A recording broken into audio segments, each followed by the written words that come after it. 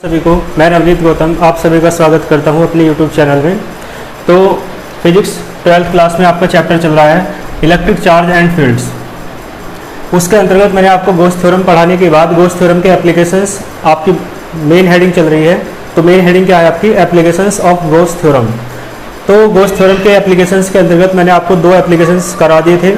एक तो long straight wire के कारण इलेक्ट्रिक फील्ड और दूसरा एक इनफाइनाइट एक्सटेंशन वाली प्लेट के कारण जो इलेक्ट्रिक फील्ड था। आइए एक थर्ड पॉइंट देख लेते हैं, यानी third application of Gauss theorem. तो देखो हेडिंग है आपकी, लिखें इलेक्ट्रिक फील्ड, ठीक है, इलेक्ट्रिक फील्ड बिटवीन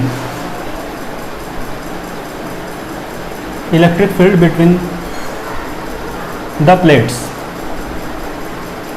बिटवीन, देखो एक बात और, दो प्लेटों के बीच इलेक्ट्रिक फील्ड निकालना है अब, और बाहर भी निकालना है। तो इलेक्ट्रिक फील्ड बिटवीन, या एक तो बीच में एंड आउटसाइड, और बाहर। किसके बाहर? दो प्लेट हैं तो टू पैरेलल। दोनों प्लेट कैसी है? एक दूसरे के पैरेलल हैं, है ना। दोनों प्लेट कैसी है? एक दूसरे के पैरेलल। तो electric field between outside, between and outside. Between बीच में निकालना है, दो प्लेट के बीच में इलेक्ट्रिक फील्ड निकालना है, और आउटसाइड निकालना है किसके? आउटसाइड टू पैरेलल प्लेट्स, है ना। और आपको पता है ये नॉन कंडक्टिंग के लिए लेंगे, है ना।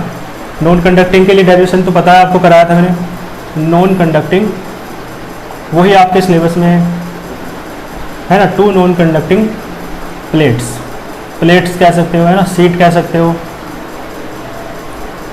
तो सीट्स भी कह सकते हो, है ना। और ये इनफाइनाइट एक्सटेंशन की वो जो डेरिवेशन करा था ना, तो वही डेरिवेशन इसमें लगना है। देखो प्लेट इस तरीके से रखी है, तो इस तरीके से दिखा देता हूँ। हाँ, एक बात और है, non conducting two parallel, non conducting and oppositely charge, ठीक है। एक बात और लेंगे, दोनों प्लेट अपोजिटली चार्ज हैं, तो लिख देता हूं एंड अपोजिटली चार्ज, है ना। अपोजिटली चार्ज प्लेट्स, है ना, या सीट्स।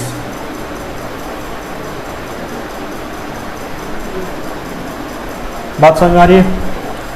तो electric field between and outside two parallel non conducting and oppositely charge plates या सीट्स। तो देखो दो प्लेट लेंगे, है ना। एक प्लेट आपने ये ले ली,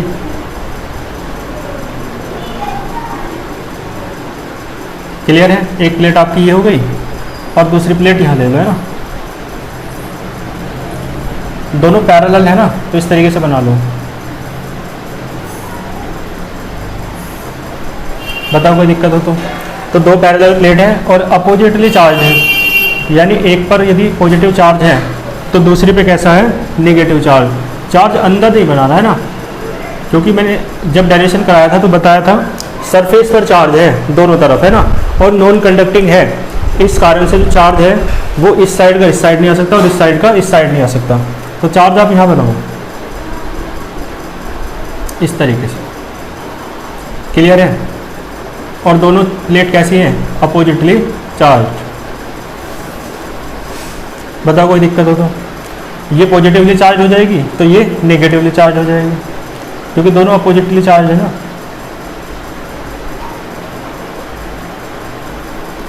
ठीक है, समझ में आ रहा होगा आपको। अब हमें बीच में एक पॉइंट मानना पड़ेगा जिस पर आपको इलेक्ट्रिक फील्ड निकालना है, तो बीच वाले पॉइंट को P मान लो, है ना। और एक बाहर मानना पड़ेगा, बाहर वाले को Q मान लो, ठीक है। तो बाहर इधर भी हो सकता है और इधर भी हो सकता है, तो किधर ही मान लो, है ना, चाहे इधर हो, इसे R मान लो। बात समझ में आ रही है? अब आपको पता है इलेक्ट्रिक फील्ड लाइन जो है पॉजिटिव चार्ज से निकलती है और नेगेटिव चार्ज में एंटर करती हैं। तो देखो इसके कारण, फर्स्ट प्लेट के कारण, ये फर्स्ट प्लेट है और ये सेकंड प्लेट है। तो फर्स्ट प्लेट के कारण जो पॉइंट P पर इलेक्ट्रिक फील्ड है वो प्लस से निकल के दूर जाती है इलेक्ट्रिक फील्ड लाइन्स, तो बाहर की तरफ होगा, है ना। तो वेक्टर E1। बात समझ में आई? और प्लस से निकलता है, निकलती है इलेक्ट्रिक फील्ड लाइंस, और कहाँ एंटर करती है? माइनस में। तो इस तरफ यानी इसके कारण जो इलेक्ट्रिक फील्ड है उसकी डायरेक्शन भी इस तरफ ही होगी, तो यानी वेक्टर E2। ठीक है, दिख रहा है आपको? तो यानी पहली प्लेट के कारण जो वेक्टर E1 है वो उसकी डायरेक्शन, और दूसरी प्लेट के कारण जो वेक्टर E2 है, दोनों की डायरेक्शन कैसी है? सेम। कहाँ? Between the plates. अब बाहर की बात कर लो, देखो इस पॉइंट पे देखो, तो प्लस से निकल के दूर जाता है इलेक्ट्रिक फील्ड लाइंस, तो इस तरफ हो जाएगा वेक्टर E1। क्लियर है? लेकिन कितनी ही दूर जाए, घूम फिर के आनी तो एंटर तो इसमें करेंगी, तो इस साइड को इलेक्ट्रिक फील्ड यानी इसके कारण जो इलेक्ट्रिक फील्ड है वो अपोजिट डायरेक्शन में हो जाएगा वेक्टर E1 की। बात समझ में आ रही है आपको? ठीक है, तो वेक्टर E1 और वेक्टर E2 दोनों कैसे हो जाएंगे? आउटसाइड द प्लेट अपोजिट हो जाएंगे। बात क्लियर है? ऐसे ही इधर भी है, तो कर दिखाना चाहो दिखा सकते हो। देखो प्लस से निकल के दूर जाएगा वेक्टर E1, तो वेक्टर E1 है ना, और कितनी ही दूर जाए घूम फिर के आना ही सब वहीं है, तो वेक्टर E2 इस तरफ हो जाएगा। ठीक है, तो आउटसाइड के दो पॉइंट है, Q है और एक R है। यहाँ भी देखो आप वेक्टर E1 E2 की डायरेक्शन अपोजिट है, और यहाँ भी देख लो अपोजिट है ना। यहाँ भी E1 की डायरेक्शन बाहर की तरफ है, यहाँ भी बाहर की तरफ है। E2 डायरेक्शन यहाँ भी अंदर की तरफ है, यहाँ भी अंदर की तरफ है, तो कोई फर्क नहीं पड़ता है ना। तो सबसे पहले तो आप इनकी लैंग्वेज लिख लेंगे। क्या लिखेंगे मैं बोल देता हूँ, बाकी आप PDF नोट्स की हेल्प से लिख लेंगे। ये लिखना है, let us consider two parallel non conducting and oppositely charge plates.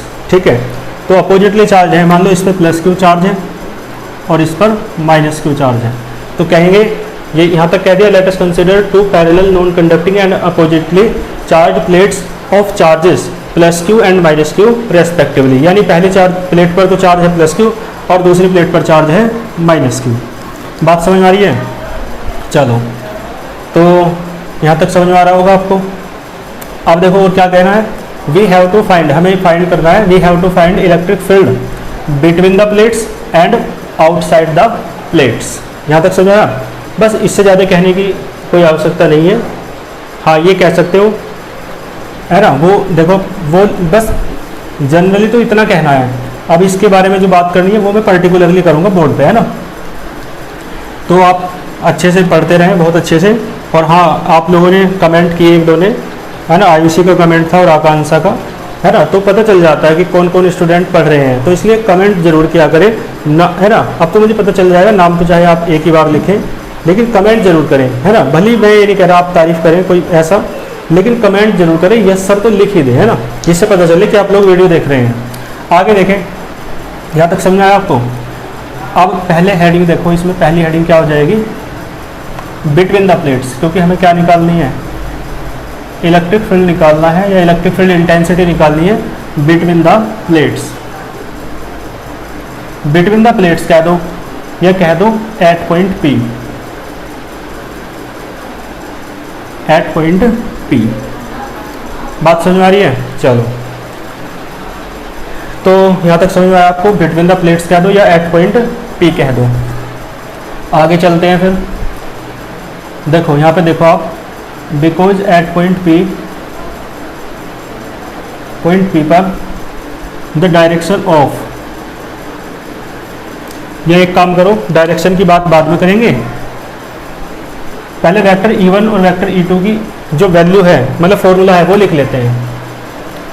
और फॉर्मूला जो है वो बिटवीन द प्लेट्स में भी वही लगना है और आउटसाइड द प्लेट्स में भी वही लग रहा है, तो दोनों में।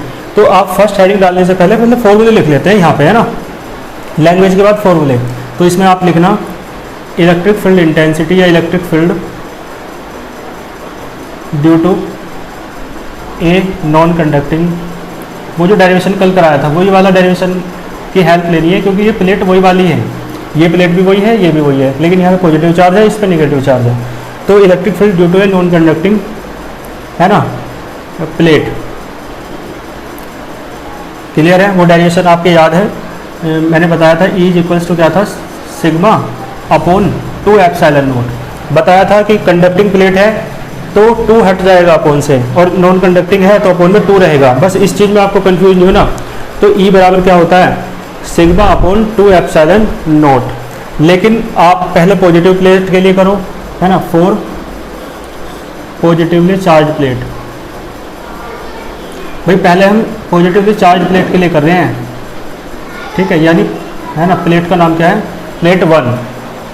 तो इसके लिए देखो E1 हो जाएगा, ये हो जाएगा सिग्मा अपॉन 2 एप्सिलॉन नोट, क्योंकि देखो 2 नहीं बदलेगा, एप्सिलॉन नोट भी नहीं बदलेगा और सिग्मा भी नहीं बदलेगा, क्योंकि सिग्मा होता है सरफेस चार्ज डेंसिटी, और सरफेस चार्ज डेंसिटी में माइनस प्लस नहीं लिया जाता, केवल चार्ज डेंसिटी ली जाती है। तो यहाँ भी देखो मैग्नीट्यूड क्यू है और यहाँ भी क्यू है, और आप जानते हैं सिग्मा बराबर क्यू अपॉन ए होता है। तो सरफेस चार्ज डेंसिटी दोनों की कैसी है, सेम है। देखो 4 नेगेटिवली चार्ज्ड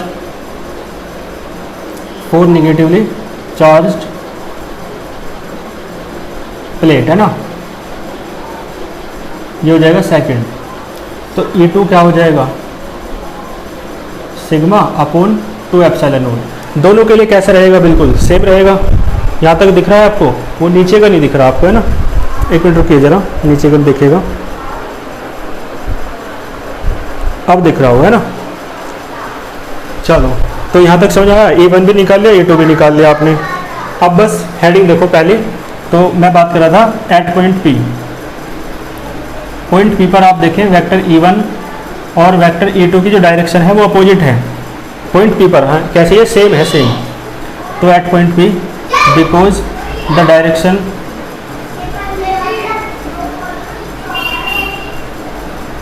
डायरेक्शन ऑफ किसकी, vector E1 and vector E2 are opposite नहीं है, सेम है ना, आर सेम। तो क्या आएगा, आर सेम।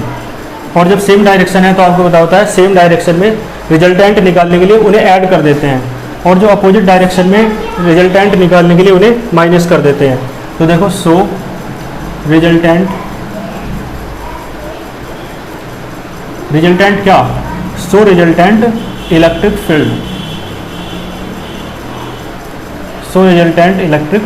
फील्ड।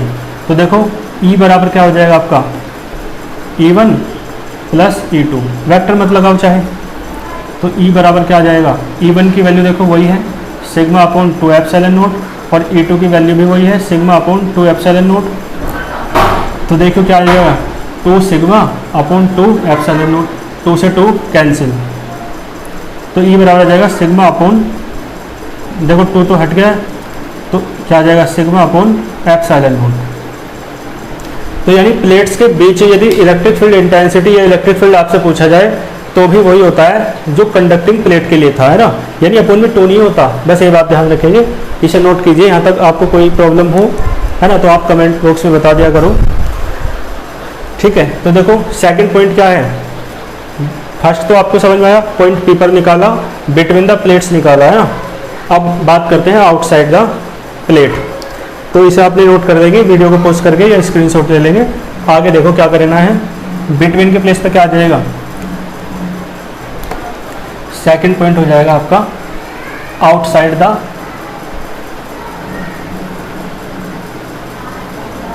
ठीक है जी, आउटसाइड द प्लेट्स। और एट पॉइंट P नहीं आएगा, पॉइंट P की जगह देखो क्या क्या आ जाएगा, एक तो पॉइंट Q और एक पॉइंट R, तो at point Q and R। बताओ कोई दिक्कत हो तो यहाँ क्या आएगा, at point Q and R। बात समझ आ रही है, पॉइंट Q और R पे बात करनी है। तो देखो पॉइंट Q पे देख लो चाहे आप, और चाहे R पे देख लो, वेक्टर E1 और E2 की डायरेक्शन अपोजिट है, वेक्टर E1 और E2 की डायरेक्शन अपोजिट है। तो यहाँ क्या आएगा, the direction of vector E1 and vector E2 are opposite.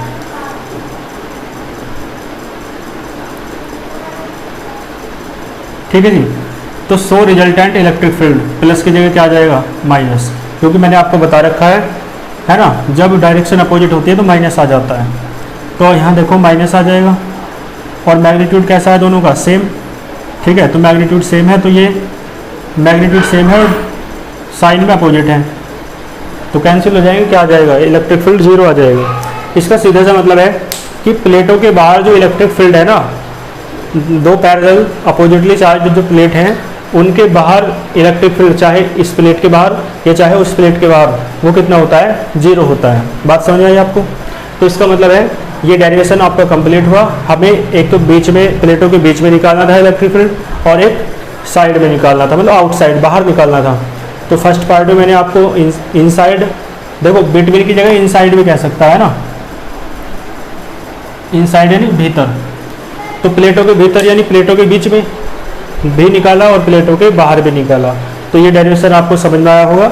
Next derivation है ना, इस लेक्चर में हो नहीं पाएगा तो उसे नेक्स्ट बिल्कुल सेपरेट लेक्चर में रखेंगे। तो इस डेरिवेशन को आप बहुत अच्छे से तैयार कर लेना, पीडीएफ नोट्स आपको मिल जाएंगे। बुक से भी पढ़ा करो है ना, और सारा पीछे का भी पढ़ते रहा करो है ना, रिवाइज करते रहा करो। ठीक है, पढ़ते रहिए अच्छे से। मिलते हैं फिर नेक्स्ट वीडियो में। All the very best.